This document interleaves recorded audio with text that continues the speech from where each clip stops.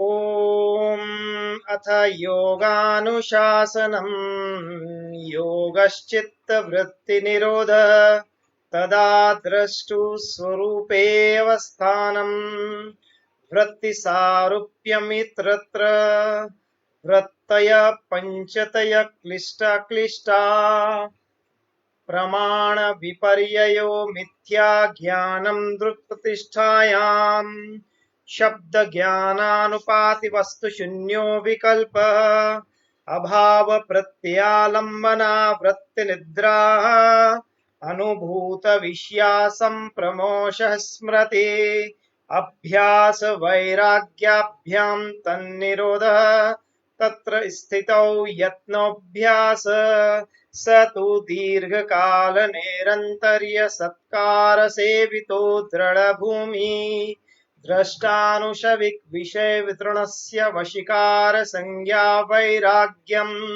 तत्परम पुरुषख्यातिर्गुण वितृष्णम वितर्क विचारानंदास्मिता रूपानुगमात् संप्रज्ञात विराम प्रत्याभ्यास पूर्व संस्कार शून्य भव प्रत्ययो विदेह प्रकृति लयानाम श्रद्धा वीर्य स्मृति समाधि प्रज्ञा पूर्वक इतरेषां तीव्र संवेगानामासन् मृदु मध्यादि मात्रातोपि विशेष ईश्वर प्रणिधानाद्वा क्लेश कर्म विपाकाशेर परामष्ट पुरुष विशेष ईश्वर तत्र निर्तिशं सर्वबीजं स एषु पूर्वेषामपि गुरुकालेन वच्छिन्नात् तस्य वाचक प्रणवः तज्जपस्तदर्थभावनाम् ततः प्रत्यक चेतनादिगमो अंतरायाभावस्य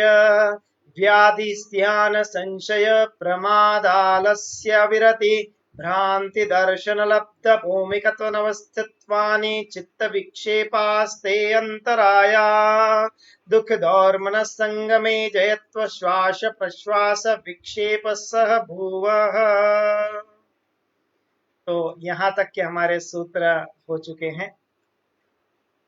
आइए प्रार्थना के साथ हम सत्र की शुरुआत करते हैं। प्रार्थना के लिए बैठ जाएंगे। मेरुदंड को सीधा रखते हुए महर्षि पतंजलि का पावन स्मरण करते हुए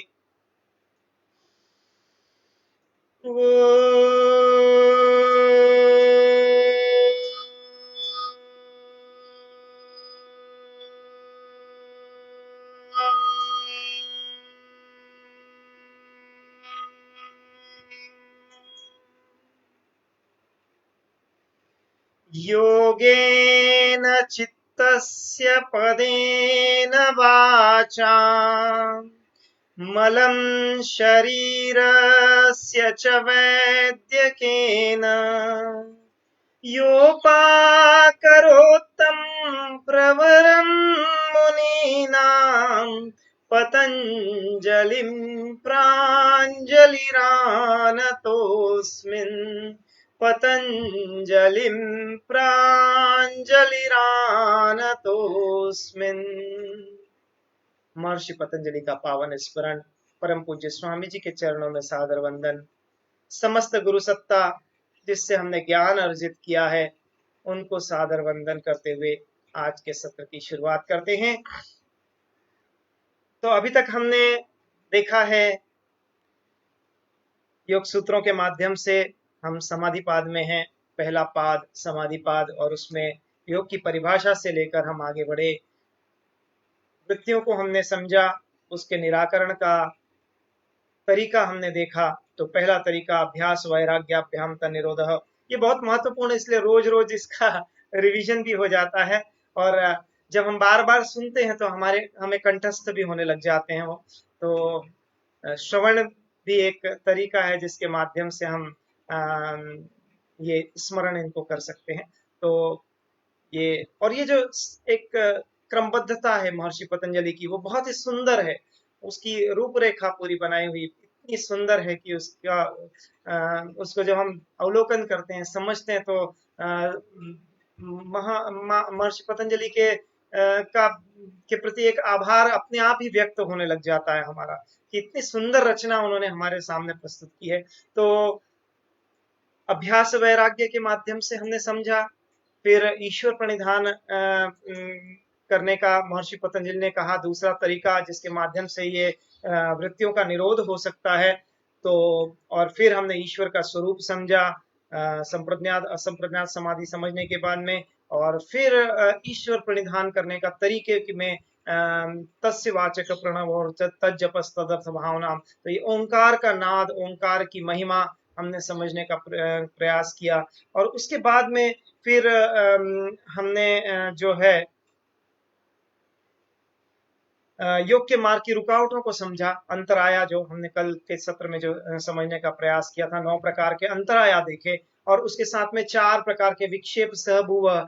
तो 9 प्रकार के अंतराया थे: व्याधि, स्त्यान, संशय, प्रमाद, आलस्य, अविरति, भ्रांति दर्शन, अलब्ध भूमिकत्व और अनवस्थितवानी तत्व। इस तरह से 9 प्रकार की रुकावटें जो योग के मार्ग पे हमें आती हैं, और योग के मार्ग पर जब हम आगे बढ़ते हैं अपने अभ्यास को दृढ़ करते हुए, तो ये अंतराया दूर होना शुरू हो जाते हैं। और जैसा हमने कल देखा था कि व्याधि लोगों की ठीक होने लग जाती है, आलस्य दूर हो जाता है, जो विषय वस्तुओं की ओर, भोग की ओर हम सतत भागते रहते हैं, तो उनसे परे होने की एक यात्रा भी हमारी शुरू हो जाती है। और साथ ही साथ फिर ये दुख, दौर्मनस्य, अंग में जयत्व और श्वास प्रश्वास, ये भी दूर होने लग जाते हैं। तो ये योग का अद्भुत प्रभाव है ईश्वर प्रणिधान का, कि उसके माध्यम से ये सारी चीजें हमारी मार्ग पर आने लग जाती हैं, हम सही मार्ग पर अपने जीवन में आगे की ओर चल पाते हैं।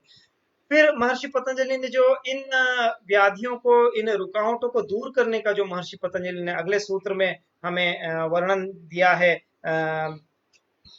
सूत्र संख्या 32 में, तो महर्षि पतंजलि कहते हैं प्रतिषेधार्थ में एक तत्वाभ्यास।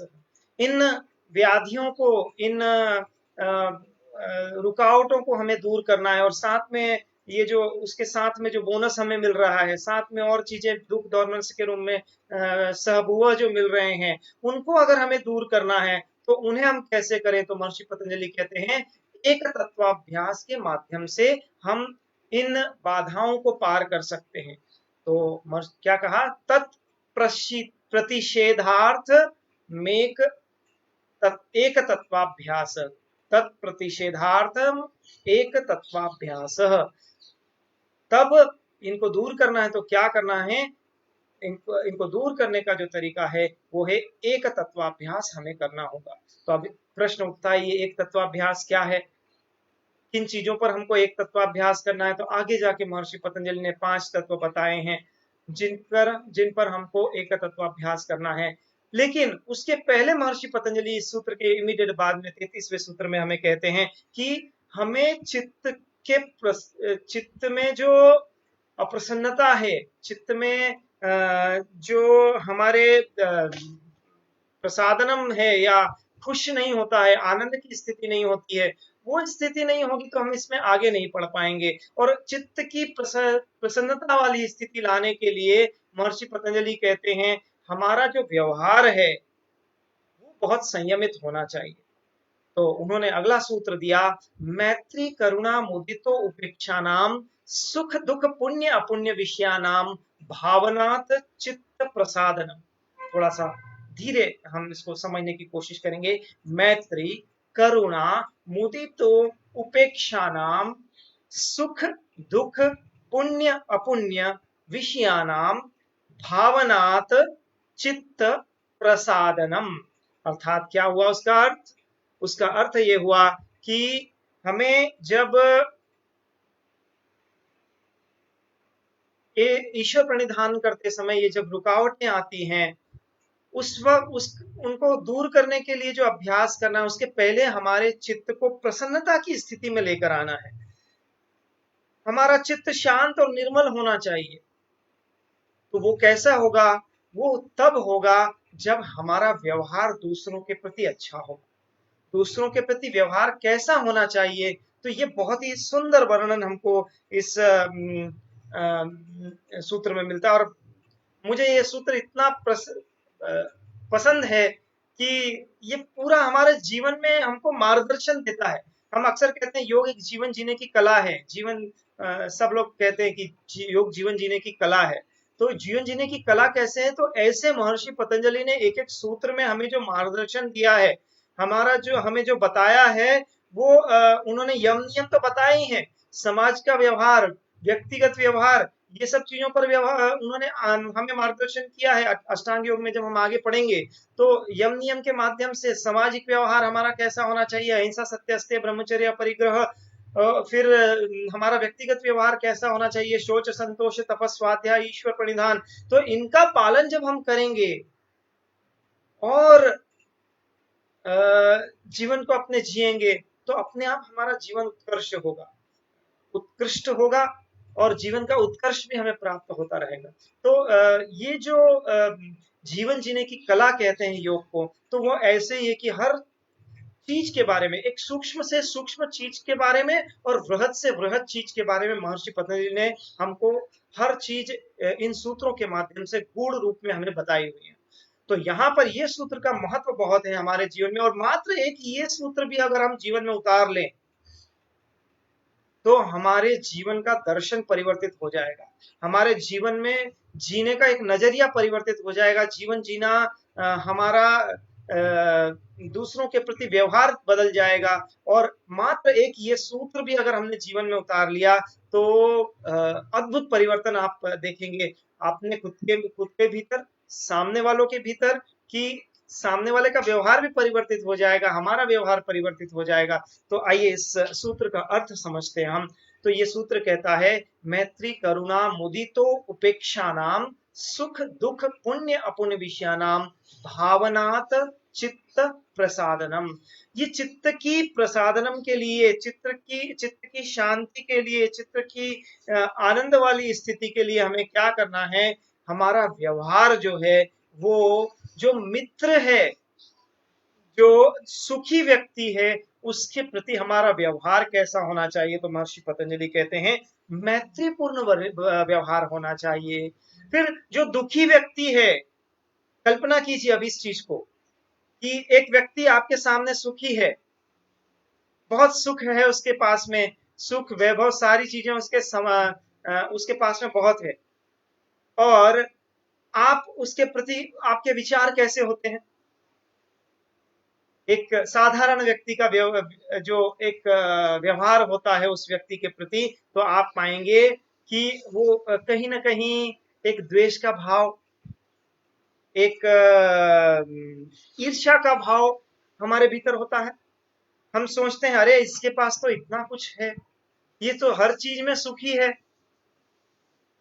तो ऐसे मन में हमारे ईर्ष्या का भाव होता है, और वहीं पर वही चीज, एक ऐसा व्यक्ति है जो आपके बहुत करीब है, आपका पुत्र हो, आपका भाई हो, आपके परिवार का एक स्वजन हो, और वो सुखी व्यक्ति है और मन से आप उसको बहुत चाहते हैं, तो उसके प्रति आपका व्यवहार कैसा होता है? वो सुखी व्यक्ति है तो उसके प्रति आपका मैत्रीपूर्ण व्यवहार होता है। तो ऐसे ही ये मात्र आपके स्वजन के लिए, आपके जो परिचित हैं, आपके अच्छे व्यवहार रखने वाले, आपके पसंदीदा व्यक्ति के प्रति नहीं, बल्कि इस विश्व में, इस संसार में जितने भी सुखी व्यक्ति हैं, उनके प्रति हम जब मैत्री का व्यवहार रखेंगे तो फिर हमारे चित्त में भी आनंद की अनुभूति रहेगी। तो ये तो कैसे होगा? जब हमारा आचरण परिवर्तित होगा, हमारा व्यवहार परिवर्तित होगा। तो वो कैसे होगा? वो अभ्यास से होगा, वो ईश्वर प्रणिधान से होगा। तो उसका जब हम निरंतर पालन करेंगे तब होगा। तो सुखी जो व्यक्ति है उसके प्रति ईर्ष्या का भाव न रखते हुए मैत्रीपूर्ण व्यवहार रखें हम। और ये भीतर से ही आएगा, अंदर से ही आएगा। अंदर से जब आप उस तरह का व्यवहार करने का ठान लेंगे और मन से जब आप आनंदित होंगे, उस व्यक्ति के प्रति आपके भाव वैसे रखेंगे, तो फिर ऐसा व्यवहार होगा। तो ये अभ्यास के द्वारा आपको परिवर्तित करना है। हो सकता है ऐसे बहुत सारे ऐसा बहुत सारा समय आएगा जब आप आपके सामने एक ऐसा सुखी व्यक्ति आएगा और मन में उस वक्त आपके ईर्ष्या का भाव आ सकता है, पर उस वक्त सचेत रहते हुए, जागरूक रहते हुए, इच्छा शक्ति को प्रबल करते हुए आपको उसके प्रति मैत्री का भाव रखना है, ऐसा महर्षि पतंजलि कहते हैं। तो जो सुखी व्यक्ति है उसके प्रति मैत्री का भाव हमें रखना है। ऐसे ही कोई दुखी व्यक्ति हमारे सामने आ जाता है तो उसके प्रति हमें करुणा का भाव रखना है। आमतौर पर जब एक दुखी व्यक्ति हमारे सामने आता है तो हमारा व्यवहार कैसा होता है, कल्पना कीजिए। हम उसको छोड़ने की, उसके उसके प्रति उसको ओवरलुक करने की हम चेष्टा करते हैं कि अरे दुखी व्यक्ति है, इससे संसर्ग कौन करे, इसका कौन इसके पास में भटकेगा। लेकिन महर्षि पतंजलि कहते हैं जो वो दुखी व्यक्ति है उसके प्रति करुणा का भाव रखिए, क्योंकि हो सकता है कभी आपकी भी ये स्थिति आई हो। तो उस वक्त हमें मन में ये भाव रखना है कि ये जो घृणा होती है वो घृणा हमें नहीं रखना है। दुखी व्यक्ति है तो क्या हुआ, ये दुख तो किसी को भी प्राप्त हो सकते हैं, प्रारब्ध के रूप में प्राप्त हो सकते हैं, आपके संस्कारों का प्रतिफल के रूप में आपको प्राप्त हो सकते हैं। तो इस व्यवहार को हमें, ये करुणामय व्यवहार को जब हम करेंगे तो अपने आप हमारे चित्त में भी एक आनंद की स्थिति आ जाती है। देखिए, इनको अनुभव करना है और ये सूत्र आप जीवन में 100% उतारने का प्रयास कीजिए। देखिए आप परिवर्तन नहीं हो तो, और चिंतन अवश्य कीजिएगा। अगर आपको लगता है ये परिवर्तन हुआ तो जरूर सूचित कीजिएगा कि हमने ये सूत्र का जब स्वाध्याय किया था, हमने जब इस सूत्र को अपने जीवन में उतारा तो कैसे हमें परिवर्तन का अनुभव हुआ। अपने अनुभव अवश्य लिख कर भेजिएगा। तो कह रहे थे कि अगर हम किसी को दुख की अवस्था में देखते हैं तो हम उससे दूर भागने का प्रयत्न करते हैं। तो हमें दुखी व्यक्ति के प्रति करुणा का भाव रखना है, उसके प्रति ऐसा भाव रखना है कि हाँ, ये स्थिति कभी भी किसी की भी हो सकती है, क्योंकि ये प्रारब्ध है, ये संचित कर्मों का फल है और वर्तमान है ये, और किसी का भी वर्तमान निर्दोष होता है। स्वामी जी कहते हैं वर्तमान सभी का निर्दोष होता है। ये तो बीते हुए कल में हमारे कुछ न कुछ कर्म किए होंगे, उसका प्रतिफल हमें आज मिल रहा है, और भविष्य के संस्कारों का सृजन हम आज के कर्मों के द्वारा कर रहे हैं। तो आज के कर्मों को हमें बिल्कुल निष्कलंक रखते हुए अपने कर्मों को करना है, तभी हम हमारे भविष्य को भी संवार पाएंगे और साथ ही साथ आनंद की स्थिति में हर समय रह पाएंगे। तो ये मैत्री करुणा, सुख दुख व्यक्ति, सुखी व्यक्ति और दुखी व्यक्ति के प्रति ऐसा भाव हमारा होना चाहिए, मैत्रीपूर्ण और करुणा पूर्ण भाव हमारा होना चाहिए। फिर तीसरा व्यक्तित्व जो होता है वो होता है पुण्यात्मा का। तो ऐसे बहुत सारे पुण्यात्मा हमारे सामने आते हैं और हम उनके प्रति कैसा भाव रखते हैं, अरे ये तो ऐसे ही इतना बड़ा हो गया, ये तो पता नहीं इसको तो ऐसे ही मिल गया, बिना किसी प्रयास के इसको ये चीज मिल गई, इसको इतना वैभव मिल गया, इसको इतनी शक्ति मिल गई। तो ऐसे व्यक्ति जो पुण्यात्मा है, जिन्होंने पूर्व में पुण्य कर्म किए हों और उसका यथार्थ, उसका आज जो है वो अगर हमें बहुत ही सुंदर मिल रहा है, तो उस अवश्य है कि वो उसने कहीं ना कहीं पुण्य किए हैं। तो ऐसे व्यक्ति के प्रति हमारा एक मुदिता का भाव, एक आदर सम्मान का भाव, एक प्रेम का भाव जब हम रखेंगे तो वो जो आलोचना और अप्रसन्नता का भाव है उसको हमें प्रयास करते हुए छोड़ना पड़ेगा। और जब हम इसको छोड़ते जाएंगे और एक आदर का भाव, एक सम्मान का भाव ऐसे व्यक्तित्व के प्रति रखेंगे तो भी हमारे चित्त में ही आनंद आएगा। ये व्यवहार मात्र सामने वाले के लिए नहीं, ये हमारे अंदर से हमें प्रसन्नचित करने के लिए ऐसा व्यवहार हमको करना है। और जब कोई एक अपुण्यात्मा हमारे सामने आ जाए तो महर्षि पतंजलि कहते हैं उसके प्रति उपेक्षा का भाव रखना है, उसको ज्यादा वैल्यू नहीं देना है, उसको हमें तटस्थ भाव से देखना है कि उसके प्रति कोई हमें न तो लगाव रखना है, न उसके प्रति उपेक्षा का भाव रखना है, उसके प्रति उसके प्रति हमें उपेक्षा का भाव रखना है, उसको हमें ध्यान नहीं देना है। मात्र एक तटस्थ भाव से उस व्यक्ति को हमें देखते जाना है और कुछ भी नहीं करना है। कोई उसको रिस्पॉन्ड नहीं करना है, उसके प्रति कोई ऐसा निंदात्मक भाव नहीं रखना है, उत्सुकता का भाव नहीं रखता है। नहीं तो कुछ लोग क्या होता है, कोई सुखी व्यक्ति होता है, कोई दुखी व्यक्ति होता है, कोई पुण्यात्मा होता है, कोई अपुण्यात्मा होता है, उसके बारे में सतत चर्चा करते रहते हैं, उसके प्रति न जाने क्या क्या भाव व्यक्त करते रहते हैं। जब उसके सामने भी नहीं करेंगे, वो जब सामने नहीं है तब भी उसके पीठ पीछे भी हम न जाने क्या क्या बातें करते रहते हैं। और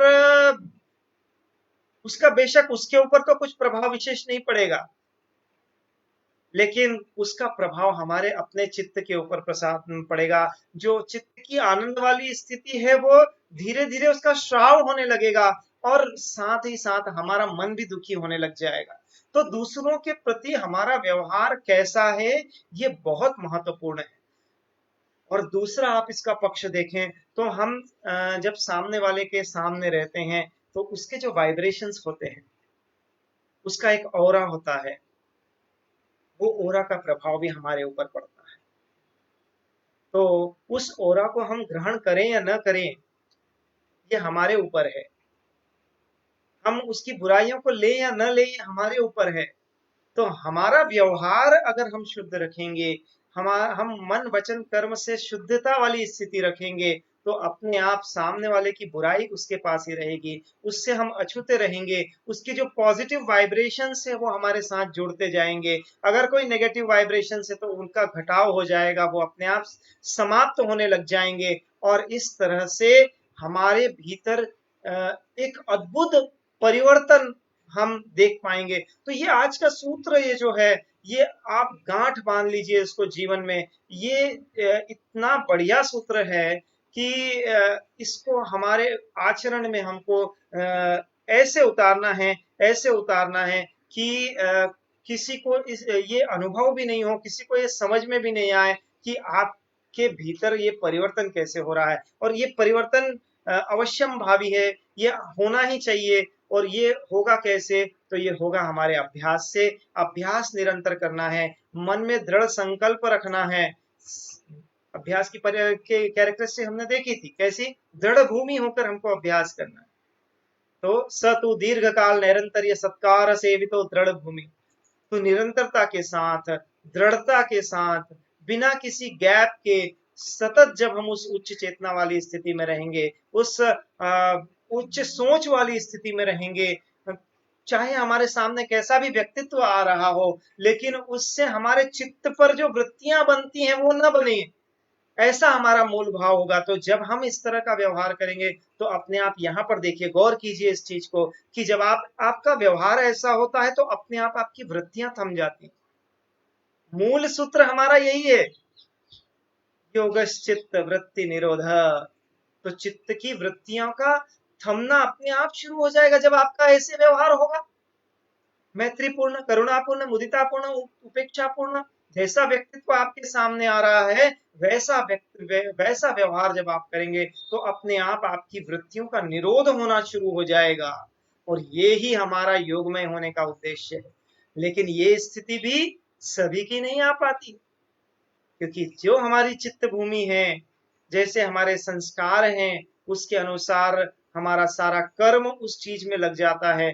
हमारे पूर्व जन्म के जितने संस्कार हैं, पूर्व में हमने जो भी काम कर्म किए हैं, उसका सारा प्रतिफल हमें आज यथार्थ में मिल रहा है और उसके अनुसार हमारा कर्म हो रहा है। लेकिन मनुष्य जीवन की एक ये खासियत है कि हम अपने जीवन को एक दिशा प्रदान कर सकते हैं, हमारे कर्मों को हम दिशा प्रदान कर सकते हैं। हमें वो विवेक ख्याति प्राप्त होती है, वो डिस्क्रिमिनेटिव नॉलेज प्राप्त होता है, वो भेद करने की शक्ति हमें प्राप्त होती है जब हम योग करते हैं, या इस या हम ऐसे जीवन जीते हैं कि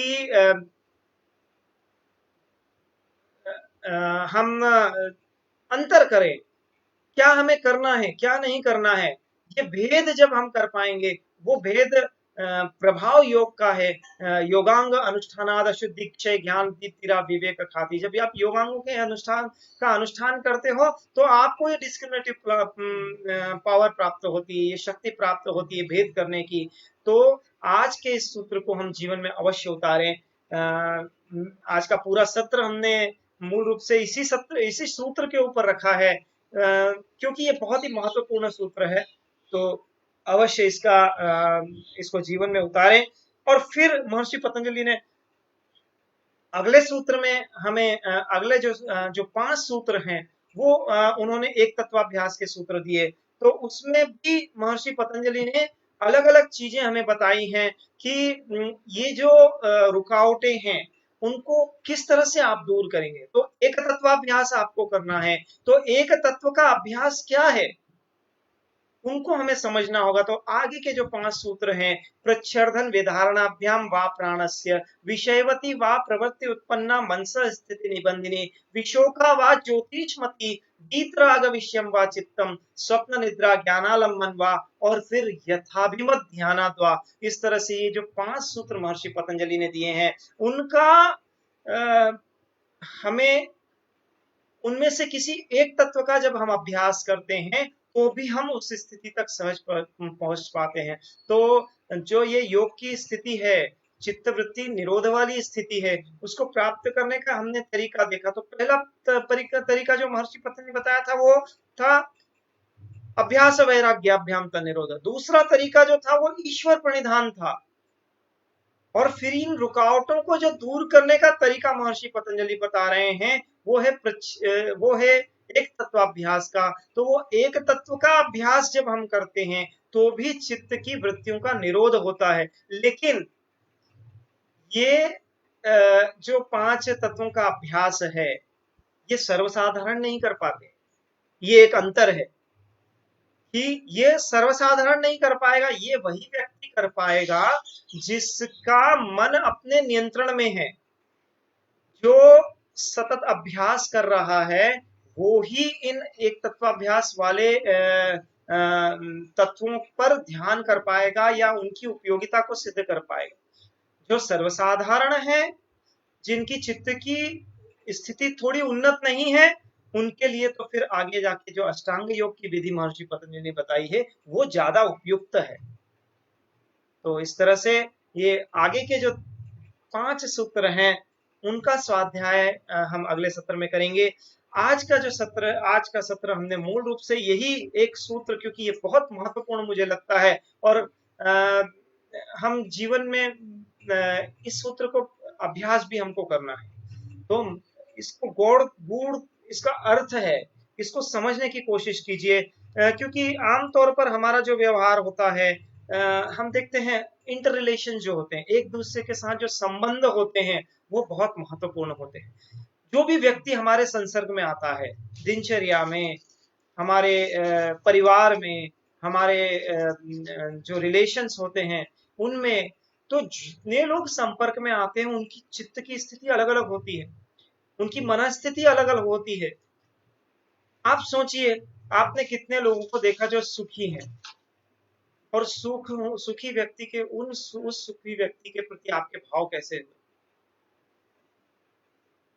अक्सर हम देखते हैं कि दूसरा व्यक्ति जब सुखी होता है तो सामने वाला व्यक्ति उसके सुख की अनुभूति में सुख अनुभव नहीं करता। आपके पड़ोस वाला अगर एक टीवी लेकर आ गया, बड़ा सारा प्लाज्मा टीवी लेकर आ गया, तो आपके मन में सुख तो कम होता है, लेकिन वहीं पर आपके मन में ऐसी जिज्ञासा होती है, अरे सामने वाले ने तो इतना बड़ा 100 इंच का टीवी लेकर आ गया, अब मेरे घर में भी, मेरी दीवार पर भी 100 इंच का टीवी होना चाहिए। तो आप सुखी आनंदित होने की अपेक्षा मन में ईर्ष्या का भाव ले आते हैं। ये मनुष्य का स्वभाव है ये, लेकिन इस स्वभाव को बदली करना है। इस स्वभाव को हम बदली तभी कर पाएंगे जब हम अंदर से दृढ़ निश्चय करके ऐसे अभ्यास को करेंगे। तो बहुत ही शुभकामना है आप लोगों को कि आप इस सूत्र को अपने जीवन में उतारें। अगले 5 सूत्र हम चाहते हैं लगातार कंटिन्यूएशन में हो, तो उनका अभ्यास जो है, उनकी जो समझना जो है, तो अगला जो पहला वाला जो सूत्र है इस श्रृंखला में, वो है प्रच्छर्दन विधारणाभ्याम वा प्राणस्य।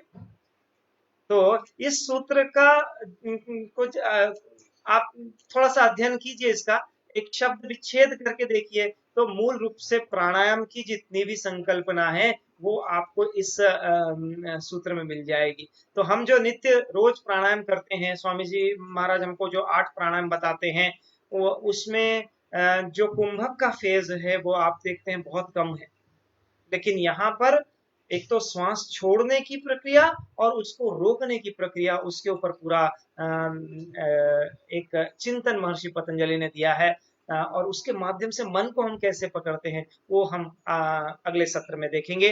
तो आइए आज के सत्र को हम यहीं पर समापन की ओर लेकर चलते हैं।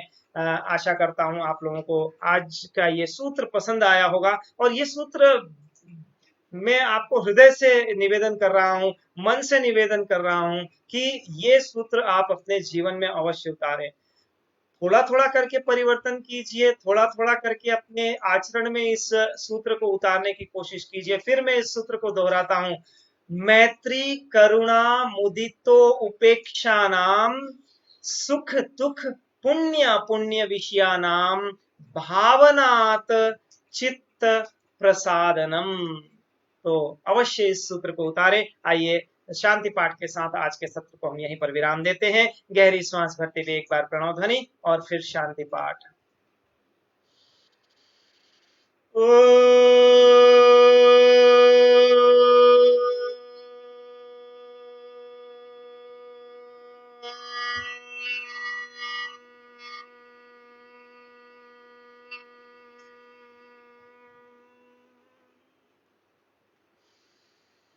ओम द्यौ शांति अंतरिक्षं शांति पृथ्वी शांतिराप शांतिरोषधयः शांति वनस्पतयः शांति विश्वे देवः शांति ब्रह्म शांति सर्वं शांति शांतिरेव शांति सामा शांतिरेधि।